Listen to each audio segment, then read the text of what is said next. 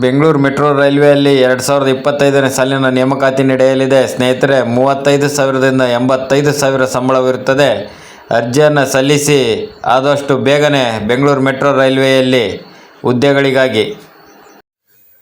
ಸ್ನೇಹಿತರೆ, Bengaluru metro ರೈಲ್ವೆಯಲ್ಲಿ railway operator ಹುದ್ದೆಗಳು ಇರ್ತವೆ. ಇತರೆ ಅನೇಕ ರೀತಿ ಹುದ್ದೆಗಳು ಕರೆಯದೆ ಕೇವಲ ಆಪರೇಟಿಂಗ್ ಹುದ್ದೆಗಳನ್ನು ಮಾತ್ರ ಕರೆದಿರುತ್ತಾರೆ. ಪ್ರತಿಯೊಬ್ಬರು ಅರ್ಜಿ ಸಲ್ಲಿಸಬೇಕು. ಎಲ್ರಿಗೂ ಅವಕಾಶ ಇದೆ. ಇದು ಆಯ್ಕೆ ಯಾವ ರೀತಿ ನಡೆಯುತ್ತಪ್ಪ ಅಂದರೆ ನೇರ ನೇಮಕಾತಿ ಆಗಿರುತ್ತದೆ. ಇಲ್ಲಿ ಆಯ್ಕೆ ಪ್ರಕ್ರಿಯೆಯಲ್ಲಿ ವೈಯಕ್ತಿಕ ಸಂದರ್ಶನ ಮತ್ತು ಇತರ ಆಯ್ಕೆ ವಿಧಾನಗಳನ್ನು ಆಧರಿಸಿರುತ್ತಾರೆ. BRML ಅಂದರೆ ಬೆಂಗಳೂರು ಮೆಟ್ರೋ ರೈಲ್ವೆಯು ನಿಮಗೆ ಪರೀಕ್ಷೆ ಮೂಲಕ ನಡೆಸ್ಬೋದು, ಅಥವಾ ಸಂದರ್ಶನದ ಮೂಲಕ ಅಥವಾ ಕೌಶಲ್ಯ ಪರೀಕ್ಷೆ ಮೂಲಕ ಆಯ್ಕೆ ಮಾಡ್ಬೋದು. ಅದು ಕೆಲವೇ ಅಭ್ಯರ್ಥಿಗಳಿಗೆ ಅಥವಾ ಎಲ್ಲ ಅಭ್ಯರ್ಥಿಗಳಿಗೂ ಸಹ ಅನ್ವಯಿಸ್ತದೆ.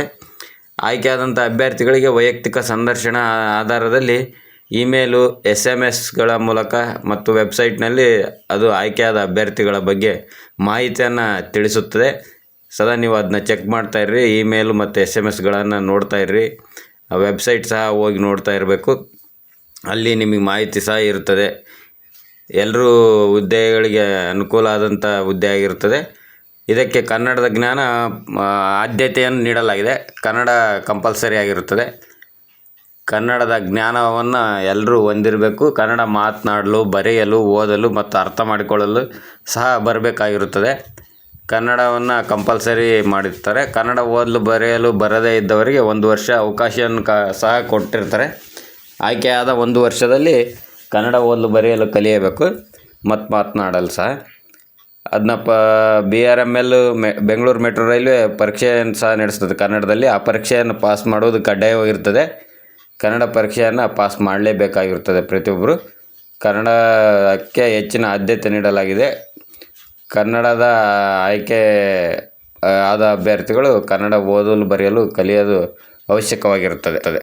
ಇದಕ್ಕೆ ಬೇಕಾಗಿರೋ ಅರ್ಹತೆಗಳಪ್ಪ ಅಂದರೆ ಕಂಪ್ಲೀಟ್ 10th ಮತ್ತು diploma in electrical engineering, electrical and electronics engineering, telecommunication, electrical communication, ಈ ರೀತಿಯ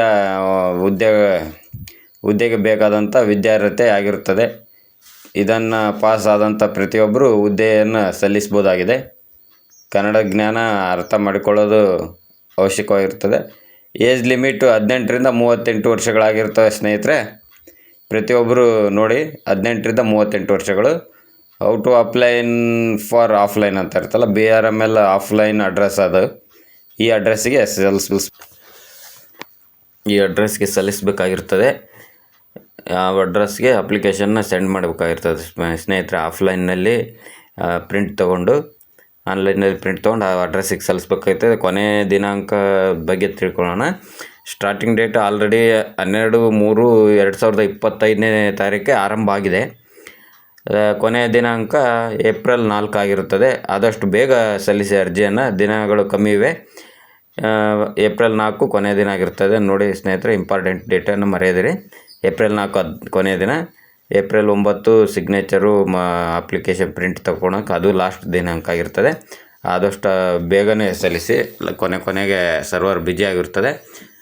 ಈ ಇಂಪಾರ್ಟೆಂಟ್ ನೋಡಿ ಸ್ನೇಹಿತರೆ, ಈ ಅಡ್ರೆಸ್ಗೆ ಸಲ್ಲಿಸಬೇಕಾಗಿರ್ತದೆ. ಧನ್ಯವಾದಗಳು. Thank you.